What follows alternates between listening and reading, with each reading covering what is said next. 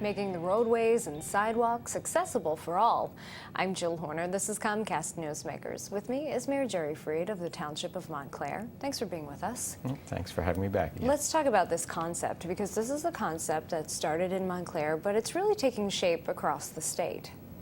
Well, the idea is something called complete streets, and it's a concept that's really taken hold throughout America in many different municipalities and states and counties. And it's the idea that our roadways and our public byways should be accessible to all. So not just for automobiles, but for people using mass transit, pedestrians, cyclists, people with disabilities. So it's connected with the Americans with Disabilities Act and making the roadways available to those people. But it's really more about livability and walkability, making places that people want to come, hang out in, visit, and work. But here in New Jersey, Montclair put a plan in place, and it was really the first plan in the state of New Jersey before the state even had a plan.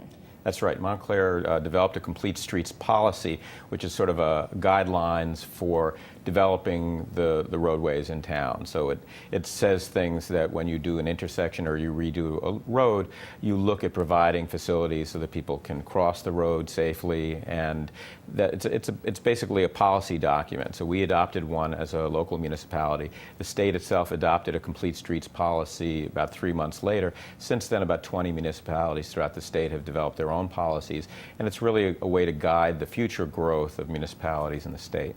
Part of the way that you got there to work toward this policy was through partnerships.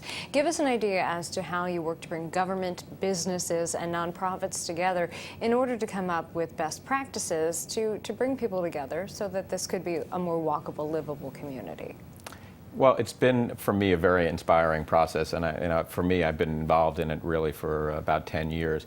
I started a bike and pedestrian advocacy group in Montclair, Bike Walk Montclair, in 2002. A bunch of us came together to try and make our streets more friendly for bicyclists and pedestrians. Since then, that advocacy group has joined with the municipality to try and make our streets safer, as well as with healthcare providers.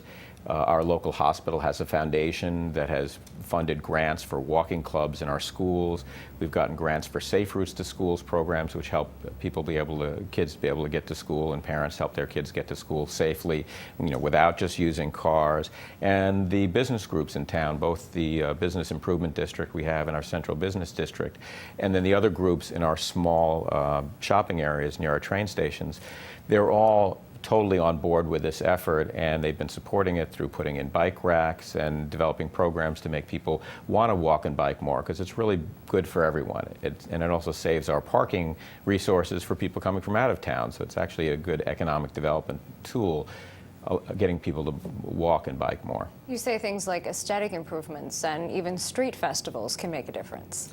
It's really a matter of making places more appealing for people to stay and shop, not just that you're going to drive your car, go to one place, go into a store, get back in your car and drive home. So by making the streetscapes more appealing through plantings, widening the sidewalks, making the crosswalks safer, and giving people a sense that you're actually in a place rather than out on a highway. Each of those little changes makes a big difference in people's feeling about being in a place. And we all know what that feeling is like, perhaps from being at a block party or some place that we like to go on vacation, because most of us know that places that are more walkable are really the kind of appealing places people like to go and live. We just have a short time left, but you're now working with the New Jersey Department of Transportation and the Voorhees Transportation Center to spread this concept. That's right. 2012 will be a year of this pilot program called Ambassadors in Motion. And we're going to try and get to different municipalities throughout the state. Both me and Charles Brown, who's the director of the program, are going to be traveling throughout the state to try and help municipalities become more bike and pedestrian friendly and more livable and, frankly, more economically sustainable in the process. Thanks for being with us. Thank you. We've been talking with Mayor Jerry Freed. I'm Jill Horner.